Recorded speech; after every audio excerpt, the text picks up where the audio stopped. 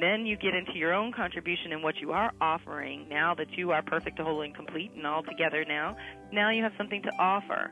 That's important, and Vesta's going to probably help some people figure that out a little bit more clearly. I know I'm honing my thing, and every year I have to concentrate on what am I really doing, because you can get all over the place. Astrology has legs, baby. I could go anywhere with this.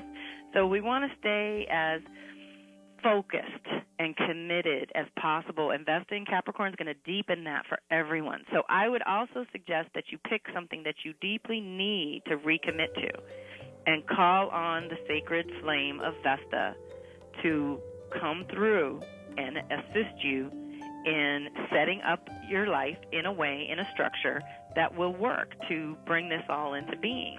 And we're releasing a lot of things in that process, because Saturn is the great teacher, it's the Lord of Karma, it's the Lord of Time. It gets us really present to what we're physically doing, what we're tangibly creating, and how is time passing by at this point. So we want to be aware of how we're doing our Saturn, and how clear are we in what we're building, either within ourselves or around us, either way. Or even if you are working on your contribution and you feel like you're already organized and together, that's great. Then you're working on what you're offering to the world, your bit of service, and that is completely supported over the next 3 to 6 months for cultivating even deeper, even deeper. That's what's so juicy.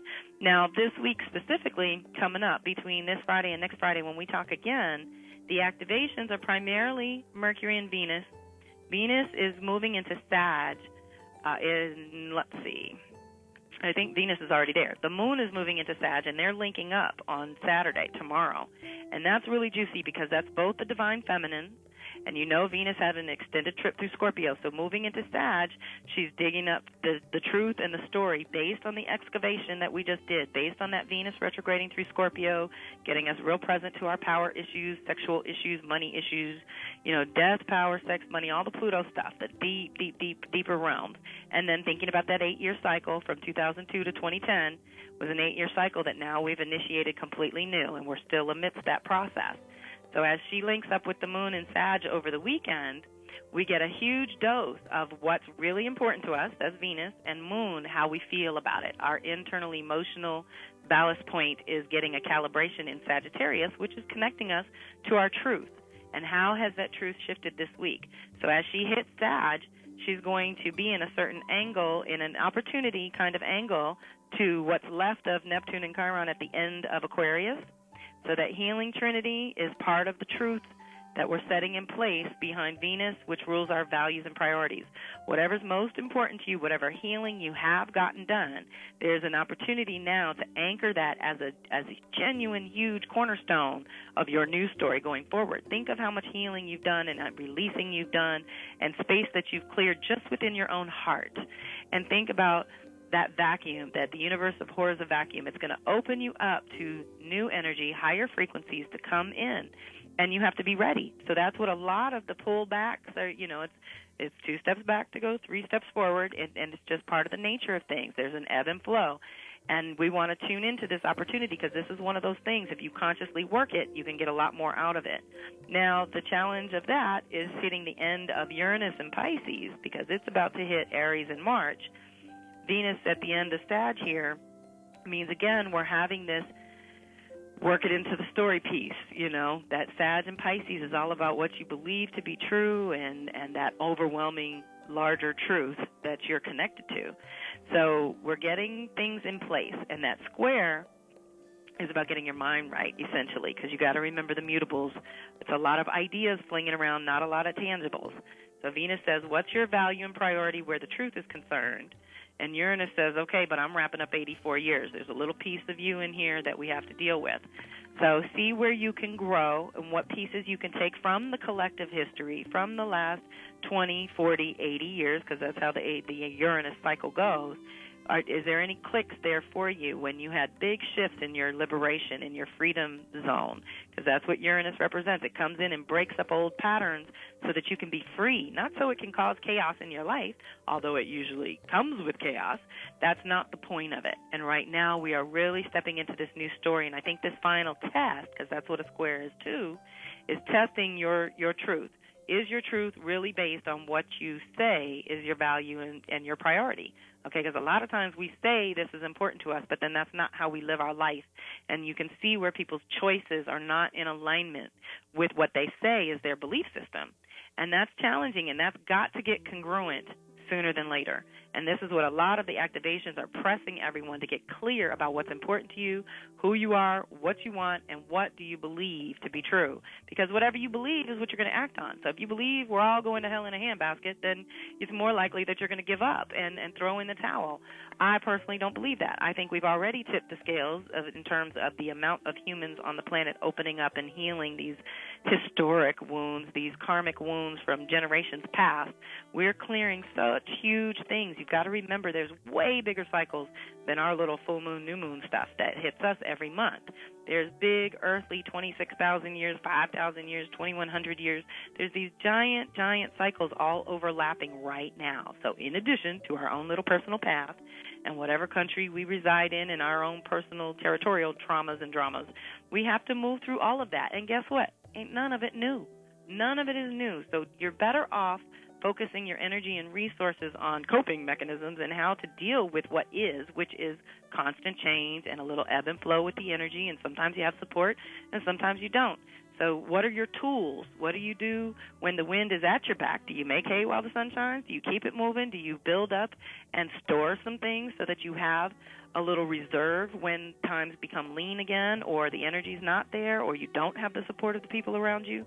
You've got to have mechanisms in place for both eventualities, because it all happens, and then it's just a big circle. We go in these circles.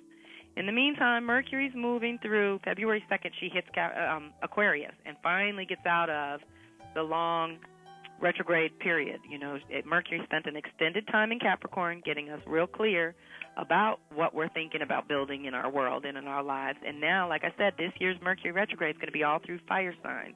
So we're going to get super creative with whatever containers we came up with last year for our ideas and whatever clarity we got last year about our ideas. We're going to continue to get that clarity. That's what Mercury retrogrades are so good for. And we're going to add some flavor and spice and creativity to that this year and see how we end up, you know. And there is a big activation on the 4th when the sun links up with Mars in Aquarius. So that's source energy and that's Mars energy. That's a lot of energy and passion in Aquarius. So some people are going to pour that toward the community, and some people are going to pour that into their own unique offering. It's all good, but it is shining a light there, and Mars has a 2-year cycle. So for my Aquarian Leo babies, this is a great new beginning and an integration for you guys. For the Taurus Scorpio babies, this is a month of challenge. This is a test. This is where you have to work a little harder to get things done because the energy is at a 90-degree angle to your solar energy. So that means you're building something, you're creating something, you're getting out of comfort zone into new territory, but it's not always as easy or comfortable as we would like. So just pay attention, because most of the activations for this week are opportunities. They're sextiles, so they're easy angles that if you're working it, you can get some good stuff out of that. And then just make your Saturn list. What would you like to have stronger 5 months from now? And what kind of preparation? You're still in release mode from the Cancer full moon, so that's good until the 2nd of February. And then what new moon intentions are you planning for the new moon in Aquarius? We're going to have the cross quarter, which is a gate. You remember we have the 8 sacred seasons. 4 of them are solar holidays. 4 of them are lunar holidays.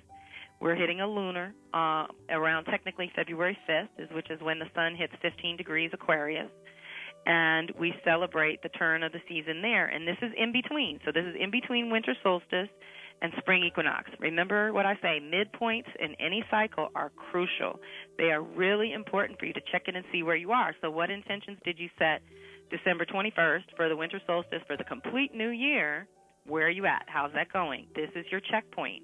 And this is where you decide or determine what's taking root, what's growing, what's showing some promise, what's looking useful and relevant to forward motion, and what's not taking off, what's just got you completely stalled and sidetracked usually, and what can you just scrap? Because, again, you got to make decisions and keep it moving. We are in such new territory that, you know, if it's not working, it's not time for that. So I don't want anyone upset. It's just a timing issue as far as I'm concerned. And as soon as the timing is right, things will move effortlessly. This is where I always say I want things to be effortless. It doesn't mean I'm not willing to put in effort. It doesn't mean I'm against working hard for what I want to create. What I don't want to deal with is resistance. I don't want to have my own resistance blocking me or any resistance from the outside blocking me. So I think I just lost you. Lisa, can you check in with me and let me know we're still live? I think we are. So at any rate, we're really setting a lot of things up this week. We're in completion mode. I know that's how it feels. Lots of energy for purging the last of it. I fielded a lot of phone calls and emails about the sticky icky. I know I had a lingering chest cold, and I asked Spirit what that was, and it said I had done so much clearing that was all was left, was things I couldn't even name if I had to. So there might be some things going on in your body. Try to trust when that starts happening, and again, just invite Spirit to guide you. Is this just a release, or is it something I really have to continue to deal with that I haven't completely dealt with yet, and try to clarify as you go. And it is time to rededicate, So using this energy of this release, being gentle with your soul, because Scorpio can be kind of tough, and that last couple of days might have been deep for everybody, especially with Saturn going backwards. Remember, we're still in that zone of station. It hasn't gained any momentum yet. It's still very still and just beaming down to us. So we have a lot of support. I hear somebody, so I know we're still together. That's good. Intentional solitude is going to be really useful. Some meditation is going to be useful. Moving out into nature is going to help a lot, especially while you're going through all this. So just don't postpone anything. This is the thing about Saturn. It's all about the work, and you have to do what you have to do, and don't put it off, okay? Anything that you can clear, anything that you can get done, anything that you can complete and set to the side so that it's done, that becomes a resource if you can do that. And so then that becomes something that can support you in everything else you're doing. So do as much of that as you can, and don't postpone anything you don't have to. And keep in mind that Capricorn energy rules the bones and teeth. So one of the things about postponing decisions usually brings up teeth problems. So anyone that needs a root canal or that kind of thing, it means you've postponed something already too long, and now Spirit had to go through your body to get your attention. So this is only a week. We're going to talk next week, and we'll be more in the new moon territory, but we're very much in cleansing, clearing, and midpoint check-ins. This is what's important right now, is for you to check in and make sure you're on track for the first quarter of the year. And what do you want blossoming, breaking ground, coming into the light, breaking through to everyone else so that everyone else knows it by spring equinox? That's only 6 weeks away, 7 weeks away. So you want to really tune in and see what do you want to have ready by then, and use Saturn, use the energy that so supports a plan and a strategy and a step-by-step process. That's where the support comes in from Saturn and helps you build long-term foundations that can support you no matter what else is going on, no matter what other chaos is happening. If your foundation is solid, a storm here and there is not going to rock you so hard. So this is what we're doing. We're getting our core strength together, physically, emotionally, spiritually, and otherwise, and preparing to move forward this way. So I hope that helps. I hope everyone's having a great week, and we will tune in next week for more new moon and midpoint stuff. We'll do some seasonal stuff next week for sure. And this is Kelly M. Beard from Karmic Tools and Reflections. Please stay tuned in a half an hour for the I Ching Show. That's more delicious guidance going forward, and stay in touch with me. Remember, February 10th, we're going to do the Mercury retrograde free call. So if anyone wants to get down on that, just let me know. Be in touch. And thank you, Asheville. I appreciate everyone.